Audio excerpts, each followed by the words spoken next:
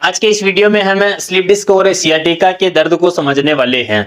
बहुत बड़ा कंफ्यूजन रहता है सियाटिका और स्लिप डिस्क में। सियाटिका और स्लिप डिस्क में कॉमन चीज है कमर दर्द होना। स्लिप डिस्क की वजह से सियाटिका हो सकता है, लेकिन सियाटिका की वजह से स्लिप डिस्क नहीं होता है। ये बहुत बड़ा अंतर होता है। जैसे ये अपने कमर में मौजूद मणके हैं, ये L3, L4, L5 और ये S1 मणका है। इससे नीचे सेक्रम स्टार्ट हो जाता है और इनके बीच में गादी मौजूद रहती है और इसी गादी को डिस्क बोलते हैं। जब आप असावधानी पूर्वक वजन उठाते हो, आवश्यकता से अधिक वजन उठाते हो, वजन उठाते समय लापरवाही करते हो, तो ये डिस्क अपने स्थान से खिसकती है। या तो ये डिस्क राइट साइड में खिसकेगी या फिर लेफ्ट साइड में खिसकेगी या फिर ये सेंटर में खिसकेगी। जब ये डिस्क सेंटर में खिसकती है तो दर्द आपके दोनों कुल्लों में आ सकता है और दोनों पैरों में एक साथ आएगा। लेकिन जब ये डिस्क राइट साइड में खिसकेगी तो ये दर्द एक साइड में आएगा।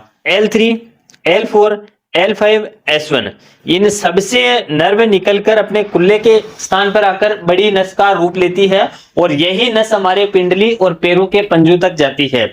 इस एक नस को सियाटिका नर्व बोला जाता है। जब इस नर्व में अवरोध होता है तो उसकी वजह से पूरी नस में दर्द आता है, तो इसी को सियाटिका पेन बोला जाता है।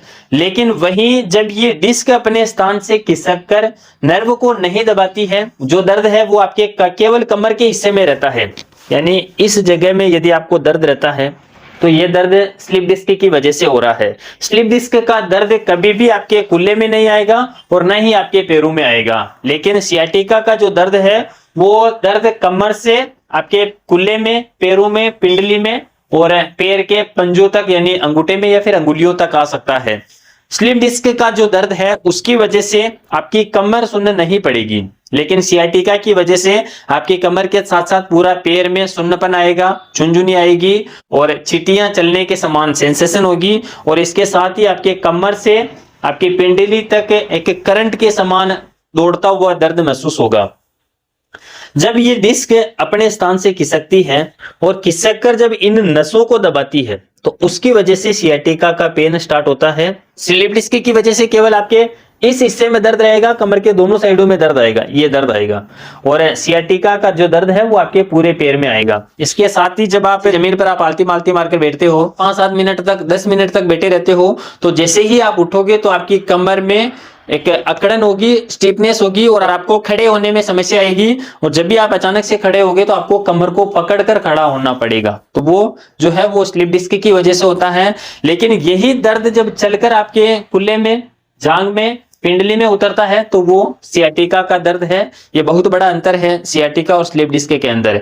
यदि आपके पैरों में दर्द आ रहा है तो समझना चाहिए कि सियाटिका नर्व कंप्रेस है, लेकिन वो दर्द केवल कमर में आ रहा है तो आपको समझना चाहिए कि स्लिप डिस्क का दर्द है। एक आध सीटिंग में वो दर्द गायब हो जाएगा हल्की फुल्की एक्सरसाइज करने के बाद और ये स्लिप डिस्क का जो दर्द है वो चला जाएगा। लेकिन जब सियाटिका का दर्द होगा तो आपको थेरेपी का सहारा लेना पड़ेगा और कंटिन्यू थेरेपी आपको करवानी पड़ेगी और कुछ समय तक थेरेपिस्ट के फॉलोअप में आपको रहना पड़ेगा।